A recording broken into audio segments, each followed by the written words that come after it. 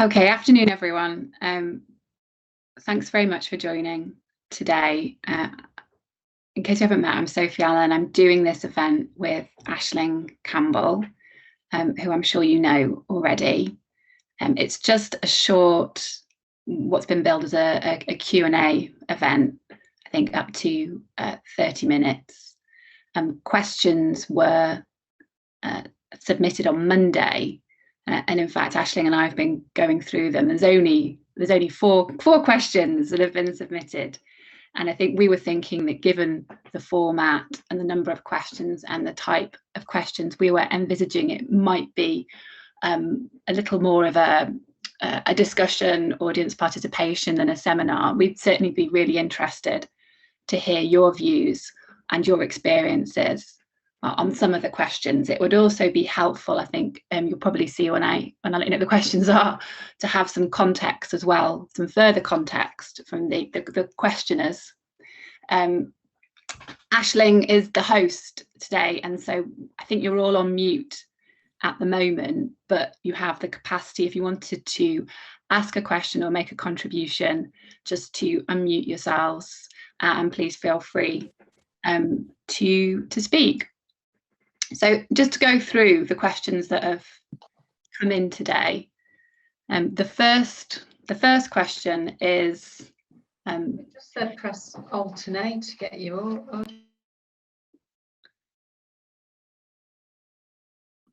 Hi, can I just check if people aren't speaking, if they want to put themselves on mute, that would be really helpful.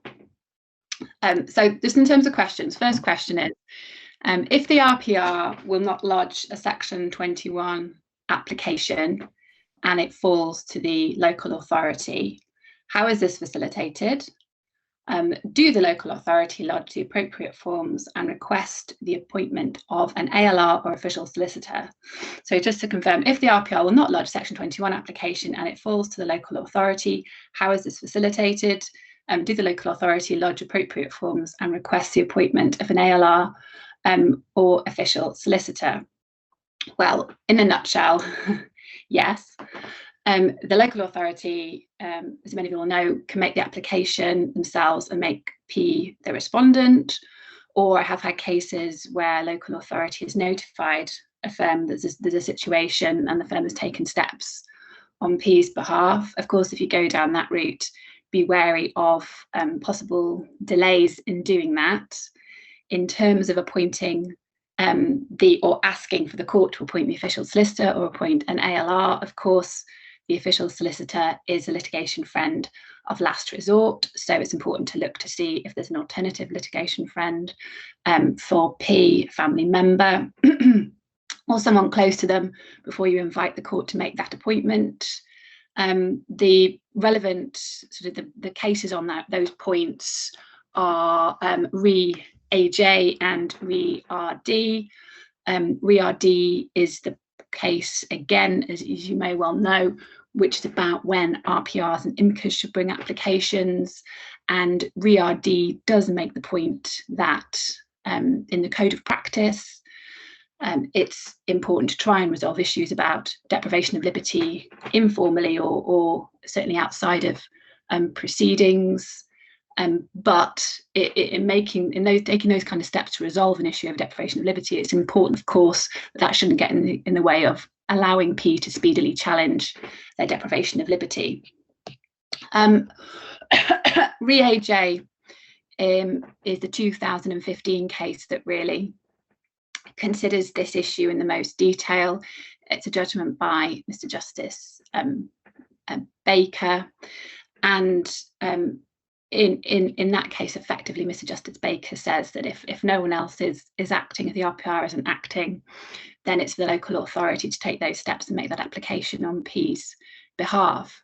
I think it's important, if you're thinking about Re-AJ and about duties as a local authority in the context of having an individual who's objecting to their deprivation of liberty, that one of the key takeaways from Re-AJ is the fact that it is in different circumstances, but what Mr. Justice Baker says is that really applications by local authorities should, in theory, be very rare indeed, because Ps should have an RPR, and the RPR should be fulfilling their duties in that regard. So if you're in a situation where an RPR has been appointed and the RPR is not prompting an application or is not taking steps to make an application in circumstances where P is objecting to their deprivation of liberty, I suppose there are two primary questions to be asking before you go make the application. Firstly, why not? And secondly, is the RPR actually doing their job? And if they're not really doing their job, then it's obviously important to refer back to the best interests assessor to confirm that actually there's an effective RPR in place. But ultimately, you can get situations, as you will all know, where you can have quite long delays between P objecting and applications to be made, and clearly courts frown on that. So if in doubt, you're not going to be criticised for bringing an application promptly if no one else is doing that. I don't know if you had anything, Aisling, that you wanted to say about that particular question. Well, I would agree with everything you've already said, Sophie, and echo the comments particularly that you've made about the cases. I think the important takeaway point for local authorities is that you're not going to get very far unless you have found a way to secure P's participation in health and welfare applications. So you will need to pick up the phone to the OS or find a family member to act as litigation friend, or go to somebody that you know is qualified as an ALR to get that in place ready for the first hearing. Because if you've managed to get that far without an order being made that P is going to be represented, the first hearing will almost certainly be, you won't be able to get anything done because the court isn't going to make orders unless P is represented. So yes, I think the key bit of that question for me is absolutely the local authority needs to take steps from a participation point of view. And yes, there's nothing stopping them from just getting on with making the application.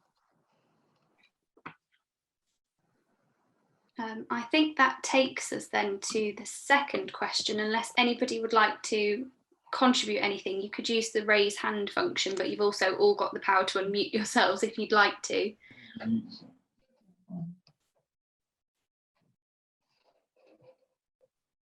don't know if you're asking a question.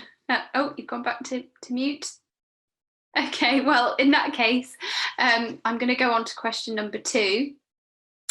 Which is, how should a local authority proceed if there's a disagreement between the local authority and individuals who hold a lasting power of attorney? Would a COP application be necessary? The short answer is yes, an application would be necessary. It's not something the local authority would be criticised for doing, and in fact it could be quite important to do so. A lasting power of attorney is obviously a useful tool, but it's still subject to the same safeguards of the Mental Capacity Act. An attorney can't authorise the deprivation of liberty. An attorney can't just make any decision they like on behalf of the donor. It still has to be in that person's best interest.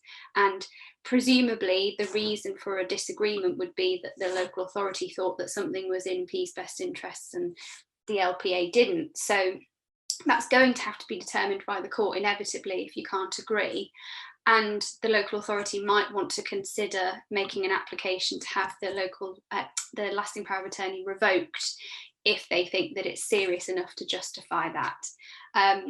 But lasting powers of attorney are tricky because I think family members feel that it affords them quite a lot of power in real life. I think they find it easier to access medical services on P's behalf or bank accounts, that sort of thing. But in the court of protection, my experience is that lasting powers of attorney don't have as much weight as they might do in the outside world. And for example, a family member, a daughter, a son, a mother, a father, is going to be given just as much weight in terms of their views as they would be if they were LPAs. So yes, local authorities shouldn't be afraid to make that application to get those issues resolved, in short. Sophie, is there anything else you'd add? I think that's an interesting perspective, and absolutely correct. I do think it is a little bit of balancing act, though, isn't it?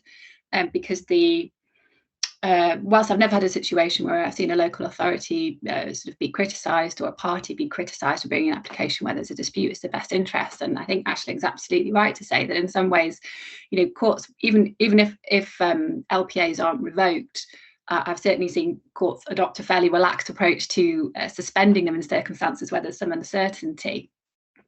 I suppose the purposes and the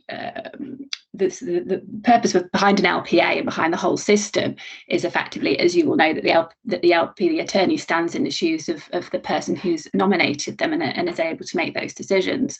And it certainly does envisage a fairly initially fairly hands-off approach. So I suppose it's worth asking yourselves, is this fundamentally, does this come down to sort of best interest, or is this just a sort of an area where there is perhaps a certain flexibility of opinion in when we can defer to the LPA? But having said that, no, I don't think, if there's a real concern about best interest, absolutely the last thing a local authority needs to be, I think, is reticent about bringing that to the attention of the court.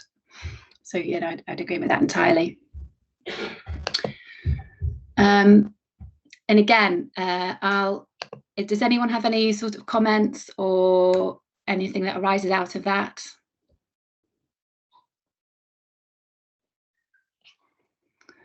Right, I'll take that as a no then.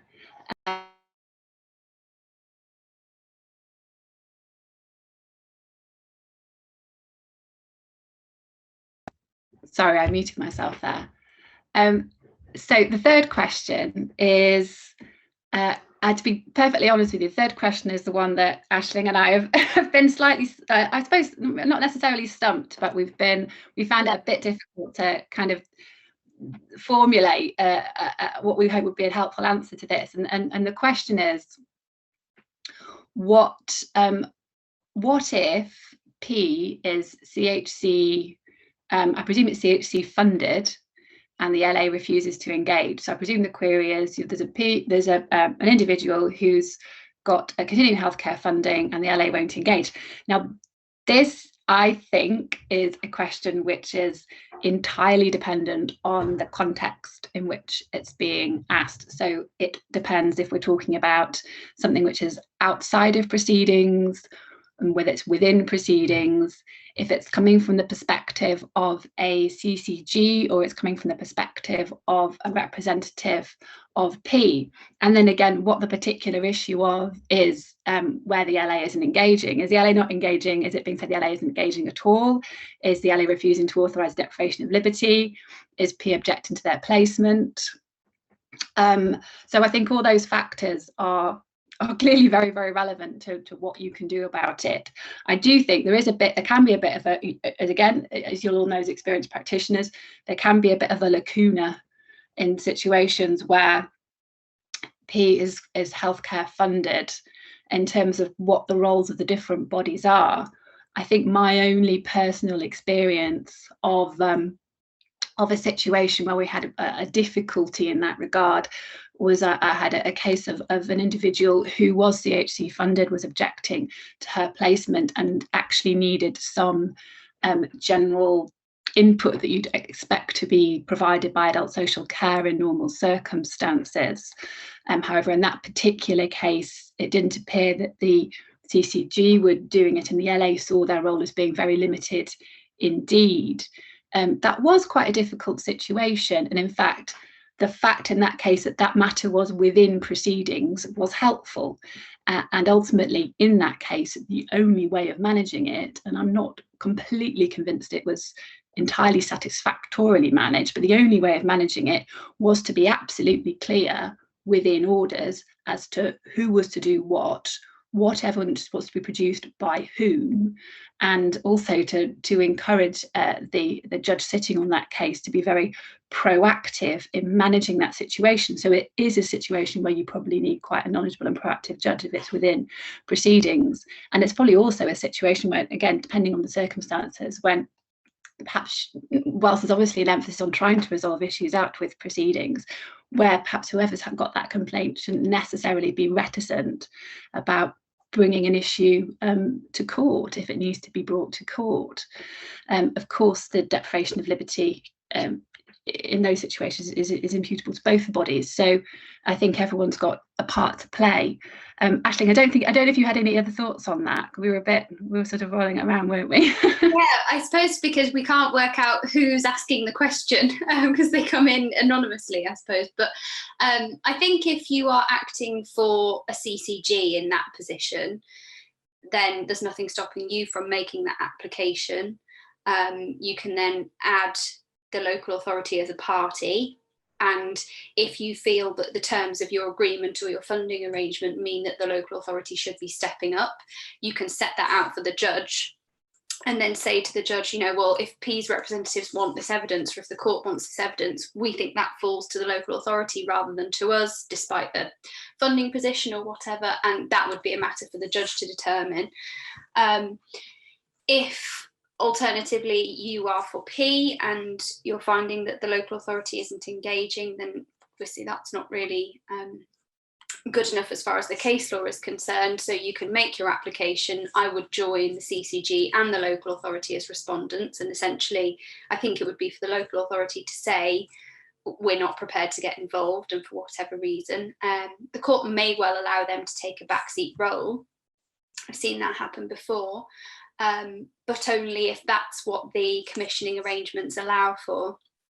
And I think for an LA, it's quite unusual for local authorities with good advice behind them to take a backseat role where they should be taking a more front seat role, if I could put it in those terms.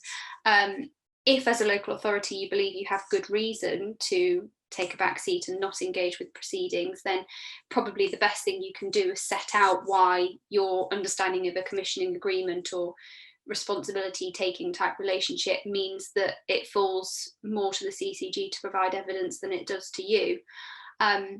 So I hope that kind of covers all bases, because as I said, Sophie and I weren't sure who was asking, but bringing things to the court arena is always going to bring about a resolution one way or the other, because a judge is going to want evidence from somebody, and as Sophie said, you probably do need somebody who's a little bit firmer handed, who will take it proactively. I've known judges, some in the Leeds area, who like to ask certain public bodies to come to court and explain why they are taking a position that they are taking, but otherwise, I think my experience in most cases are that the public bodies are well able to work together and cooperate. So particularly because we were unsure about where that question came from, if anybody wants to raise their hand and perhaps chip in with any context or to follow it up with a further question, we'd be very interested to hear how we could develop our answer on that point.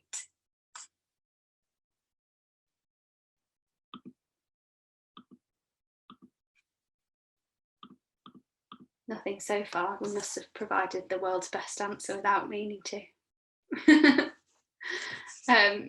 Okay, in that case, our fourth and final advanced question is, following the judgment in SD, who should be the applicant if there's a dispute regarding the administration of the COVID-19 vaccine?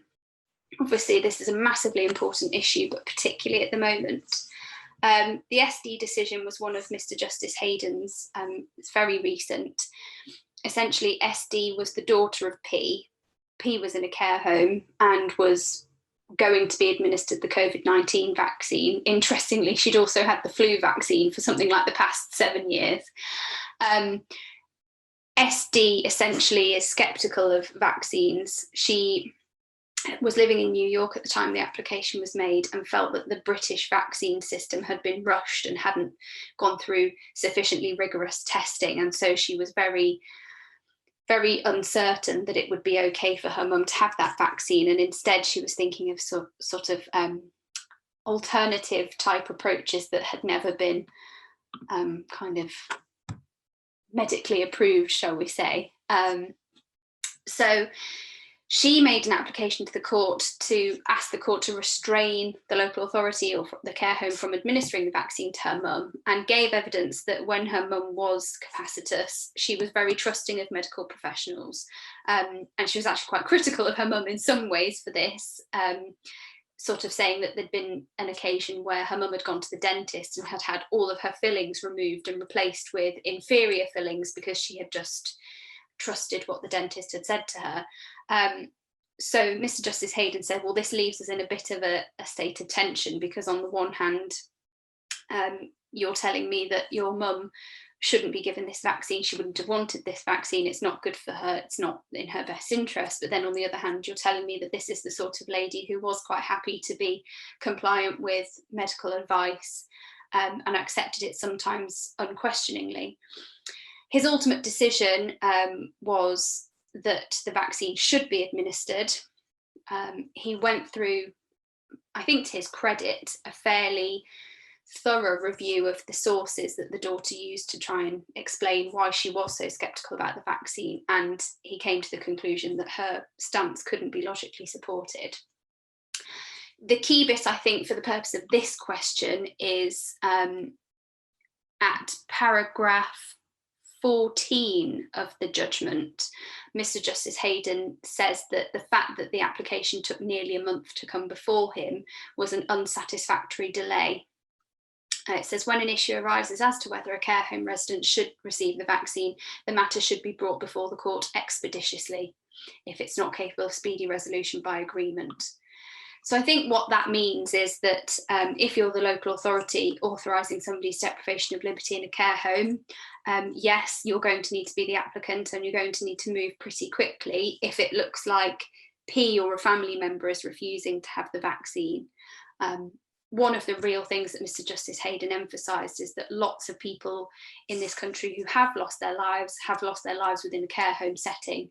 And so I suspect it would be quite difficult to argue that somebody in that sort of setting shouldn't have the vaccine, but he did say that there's very much not a presumption. So yes, anybody who's kind of aware of this dispute should bring an application. I think that would go for an RPR as well. Potentially a family member, although I suspect I'm not talking to many family members from within the COP sphere. But yes, make an application and make it pretty promptly. Sophie, is there anything you want to add before I go to the question in the chat? Only to say that I think it's quite interesting reading the SD judgment, both in terms of making applications promptly and the reasoning that certainly the general thrust of the reported decisions that they've been with regards to COVID vaccinations is, I mean, perhaps unsurprisingly coming down pretty firmly in favour of vaccinations being in sort of an individual's best interest. And I think it sounds like it's going to be quite difficult, if anyone was seeking to do that, to persuade a judge that it wouldn't be in an individual's best interest to have the COVID vaccination in circumstances unless there was an immediate sort of, for example, unless they were known to have a particular allergy or something that made the vaccination dangerous for them. I think there's been about 3 cases. There's the SD, there's RE, and there's UR as well. But what I haven't seen, unless anyone can correct me, in any of the decisions is a situation where the individual concerned is actually known to be someone who was opposed to vaccinations when they were capacitous, or who has clearly expressed a view when capacitous that they wouldn't want a vaccination, because as Aisling discussed in the case of SD, it was suggested by the daughter in that case that her mother had been opposed to vaccinations, but this was rather undermined by the evidence that she'd in fact had flu vaccinations for many years. So I think it might be a slightly more difficult situation to resolve if it was the case that there was clear evidence that someone would have been opposed to it when they were capacitous. And also I think something that's potentially going to come to the fore as well is the fact that until recently as well, with regards to COVID-19 vaccinations, there was little evidence about the extent to which the vaccinations themselves prevented onward transmission, so that public health issues with regards to them didn't really come to the fore either. I think now there seems to be reasonably good evidence that the vaccines do inhibit, as well as personal illness, onward transmission.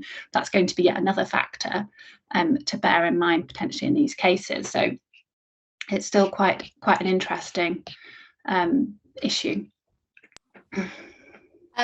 Shall we go to the LPA question, or shall we invite questions about coronavirus first? I'm not sure which would be more sensible. There's anything I think burning to say about coronavirus, then we could go to the LPA question, couldn't we? No. Okay. So the question we've had about the LPA is, if there's a dispute between the attorney and the local authority about P's best interest, should the attorney act as P's litigation friend?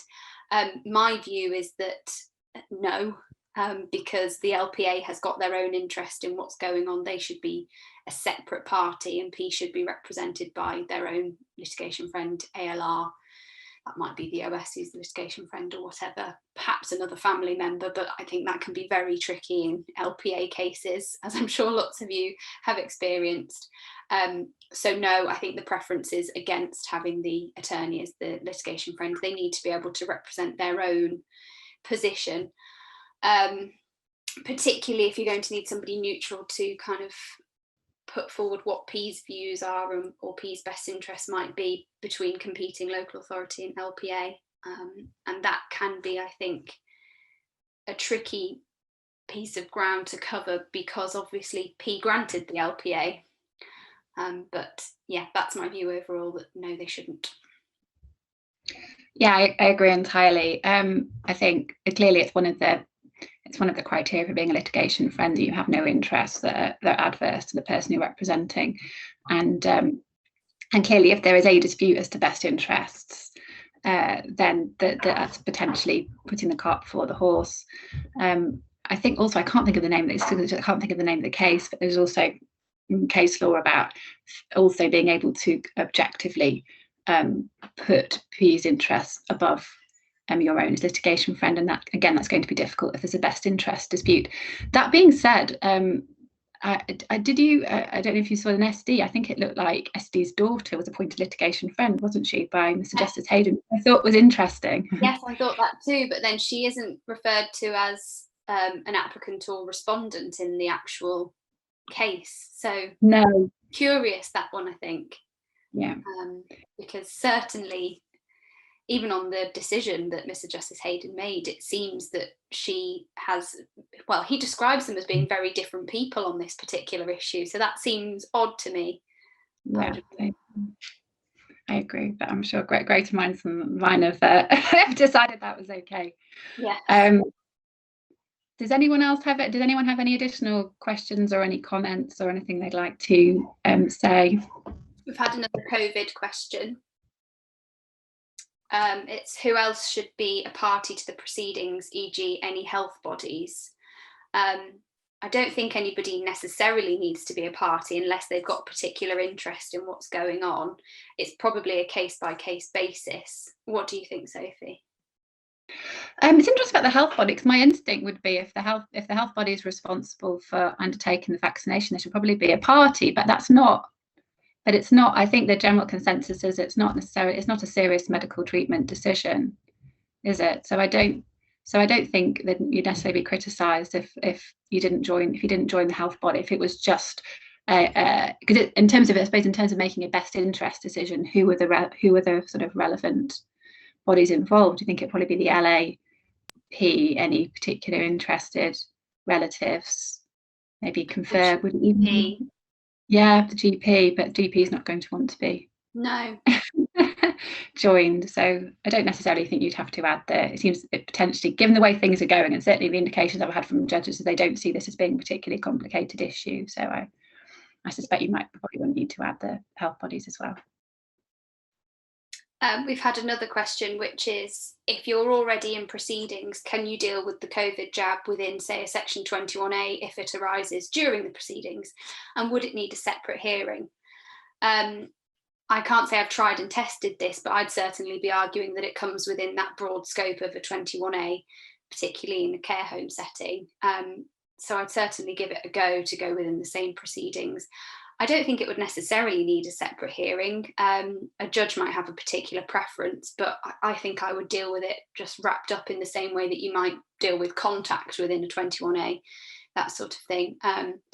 It probably would be worth doing a COP 9 with a sort of formal application about things, if that's going to form part of existing proceedings, rather than say just turning up and saying to the judge, hi, we'd like this issue sorting as well. But that's sort of my view. Do you feel the same, Sophie? Sort of coming up tangentially and lots of existing proceedings that I'm involved with. I'm sure it is for lots of other people, and I certainly haven't had it being suggested by any judges so far that it isn't something they'd just be prepared to deal with as kind of an issue within that, even though clearly it's not technically a Section 21A issue. It comes within that wider remit, but it can't possibly be proportionate to expect it to be dealt with entirely separately. I suppose unless there was a big issue, in which case you might need to hive it off, but otherwise no, I don't think it needs to be dealt with separately. It's also quite nice if it's dealt with within Section 21A, because P might then get funded representation in a way that they might not if it was something else. So I think there's enough case law there to say to a judge, Section 21A opens the gate for this to be considered. But I suspect it would be a judge by judge basis in some senses. Another one. I understand in the matter of E, that was within Section 21A, and by way of so somebody's just put in the E case, that was within a Section 21A application, and a COP 9 application was made by the ALR. So sounds like that's the right answer. Next question is it for the local authority to make the best interest decision then, rather than the GP? The local authority are taking hands-off approach in one of my cases. Well, in the SD case, the GP had made the best interest decision about that. I suppose the local authority is going to have a view, but the GP evidence is probably going to be very weighty in the court's consideration, I think. What do you think, Sophie? I don't think that clearly in terms of best interest, the whole point of best interest, isn't it, is that ultimately it's meant to be a kind of a decision, it's sort of a decision that's reached mutually.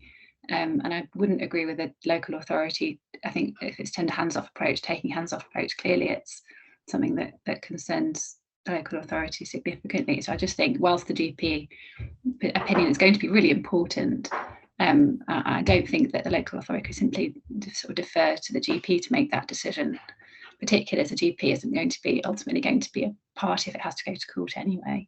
Yeah, I'd agree with that. Or somebody said, surely the GP is the decision maker. How is the LA a decision maker on a vaccination? Well, I'd agree that the local authority isn't a decision maker.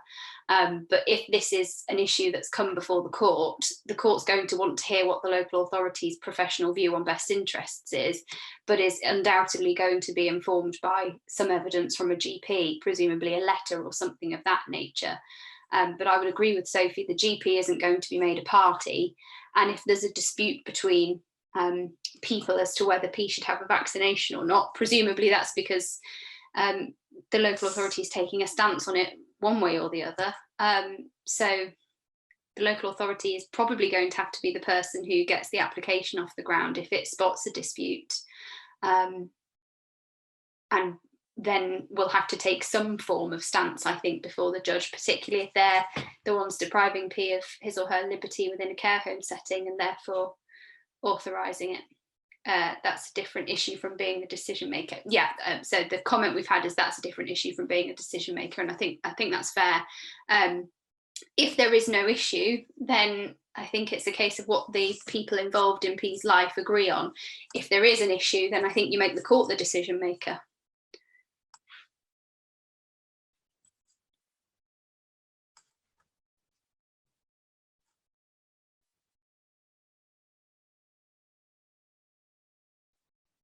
Okay.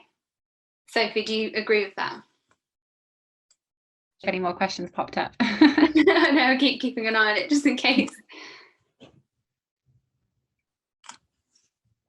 Okay.